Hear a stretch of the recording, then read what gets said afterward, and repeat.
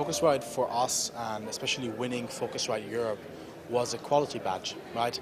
And if you look into the market with everything being new and so much disruption going on, companies want to understand what is quality, and Phocuswright gives you that qualitative badge. So more than just a badge, talk to me about the real impacts, the physical kind of impacts it's had on your business. Yeah, absolutely. So based on that, we were able to win global Fortune companies, and I think that's the biggest sort of jump we could ever experience in our sort of company history. From sort of local German companies up to Fortune companies. I think that's sort of where things are going now, and that's all based on essentially the team performance, but also of course Phocuswright and the winning of other awards. So you presented in Europe, in Amsterdam, you were a winner, which automatically gets you here to the US. So you've just presented, you were on stage this morning. A big change for me as a listener, as a viewer. You've stepped things up a gear, let's say.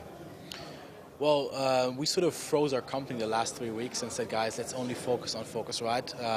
Not necessarily because we want to win. I think winning is one part. The more important part really is making sure that you get this exposure, because people here really put their eyeballs on what's new, and that's really what we want to focus on. That's core to us. So then tell me about the process or the company over the last 6 months since Amsterdam, because what I saw on stage was an even more advanced presentation that went much more beyond just the checking in process. This was about how you save money and how you make money for your clients through the whole process. Yeah, so you were a really attentive listener there, which is perfect. No, exactly as you said, our core focus is on corporate travel, and we really want to make sure that the corporate processes holistically are optimized. And again, through those global Fortune companies, our company was taken up to a new level because expectations of those companies are up here, right? And that's sort of really why we had to step our game up as a company as well in order to accommodate those requests. That's really why you've been seeing a change from sort of a hotel solution up to a global corporate solution. As a listener, one could really tell that you put a lot of time and effort, as you 3 weeks to preparing for this. But how did the Dragons react? Their reaction is not meant to be just positive. They're supposed to ask tough questions.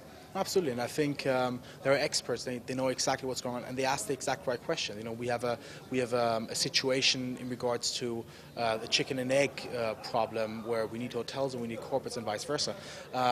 But those questions give you the opportunity to actually elaborate your business model in a deeper way, and in a more sort of give a more profound explanation, sort of in the 6 minutes where you're browsing through your deck on stage. So it's impressive to see what you've done in the last 6 months. What about the next 6 months or 12 months even? Well, I think what you'll be seeing in the next 12 months, so if we're speaking end of next year, we'll be at a point where we have our solution integrated in a bunch of more corporate travel applications, with way more corporates using the solution and a lot more traction on the overall system. Because no questions asked, the solution delivers a huge amount of value to both corporates and hotels.